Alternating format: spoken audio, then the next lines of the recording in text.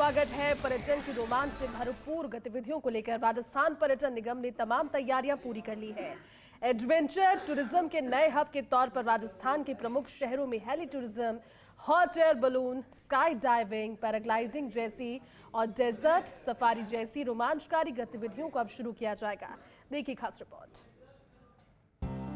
राजस्थान पर्यटन विकास निगम की 100 दिवसीय कार्य योजना के तहत अब प्रदेश में हेली टूरिज्म और एडवेंचर टूरिज्म को प्रमोट करने की दिशा में तेजी से कार्य किए जा रहे हैं, जिसके बाद यहां आने वाले पर्यटकों को एडवेंचर टूरिज्म की कमी नहीं खलेगी। पर्यटन निगम ने टेंडर प्रक्रिया पूरी कर ली है। आचार संहिता हटने के बाद बाकी काम होगा।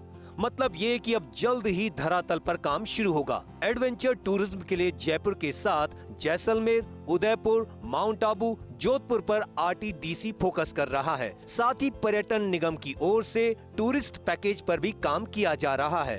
पर्यटन निगम की एमडी अनुपमा जोरवाल का कहना है कि पर्यटकों को बेहतर सुविधा मिले और एडवेंचर एक्टिविटीज को प्रमोट करने के लिए कार्य किए जा रहे हैं। 100 दिवसीय कार्य योजना में आरटीडीसी के जो खाते में कुछ काम आए थे, जिनमें से ये था कि हमें जो आरटीडीसी के और होटल कॉरपोरेशन के जो पर्सनल्स हैं उनको ट्रेन करना है। 300 पर्सनल का टारगेट था, तो हमने 268 को ट्रेन कर दिया है ऑलरेडी। साथ में हेली टूरिज्म और एडवेंचर टूरिज्म को लेके EOIs हमें फ्लोट करनी थी, जो हमने कर ली हैं। इनफैक्ट हमने जो इंटरेस्टेड पार्टीज थी जो आई थी उनसे हमने प्रेजेंटेशंस भी ले लिए हैं।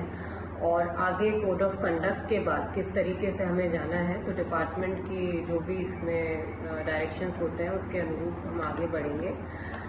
साथ में बजट अनाउंसमेंट्स की भी कंप्लायंस 20 जो करंट बजट ईयर है उसकी हमने शुरू कर दी है। दरअसल मुख्यमंत्री भजनलाल शर्मा के निर्देश पर 100 दिवसीय कार्य योजना के तहत विभिन्न योजनाओं पर काम तेजी से चल रहा है। आचार संहिता समाप्त होने पर इनके एग्जीक्यूशन की दिशा में काम होगा। 100 दिवसीय योजना के तहत पर्यटन निगम और होटल निगम के 300 कर्मचारियों के रिफ्रेशर के निर्देश थे। इनमें से 268 को रिफ्रेशर करवा दिया गया है, जिसके बाद अब मरुधरा में भी पर्यटन की विदेशी विधाओं का रोमांच दिखेगा।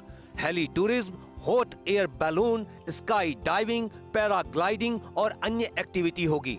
वहीं धार्मिक स्थलों के विकास और शौर्य की गाथा के लिए प्रताप सर्किट पर कार्य होगा। दरअसल ये प्रक्रिया लोकसभा चुनाव की आचार संहिता से पहले शुरू की गई थी, लेकिन अब आचार संहिता के बाद ही आगे की प्रक्रिया शुरू होगी। हेली टूरिज्म के लिए जारी EOI में एक फर्म ने रुचि दिखाई है। हालांकि ये फर्म 20 मार्च को प्रेजेंटेशन के लिए उपस्थित नहीं हुई।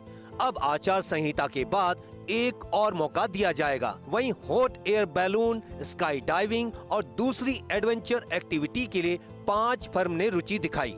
रामेश्वर घाट, बिगोद संगम, पुष्कर घाट के लिए प्रारंभिक प्रोजेक्ट रिपोर्ट तैयार है। वहीं महाराणा प्रताप टूरिस्ट सर्किट के लिए PD कोर सलाहकार प्रस्ताव प्राप्त किए हैं। पर्यटन निगम ने सर्किट के लिए 2 करोड़ की राशि जारी करने के लिए पर्यटन विभाग को पत्र भी लिखा है। वहीं MD अनुपमा जोरवाल का कहना है कि आचार संहिता के बाद पर्यटन को नई ऊंचाई मिलेगी, जहां मरुधरा में पर्यटन की विदेशी विधाओं का रोमांच देखने को मिलेगा। इस पे हमने ड्राफ्ट बनाना शुरू कर दिया है। टूरिस्ट पैकेजेस हैं उस पे हमने काम करना शुरू कर दिया है।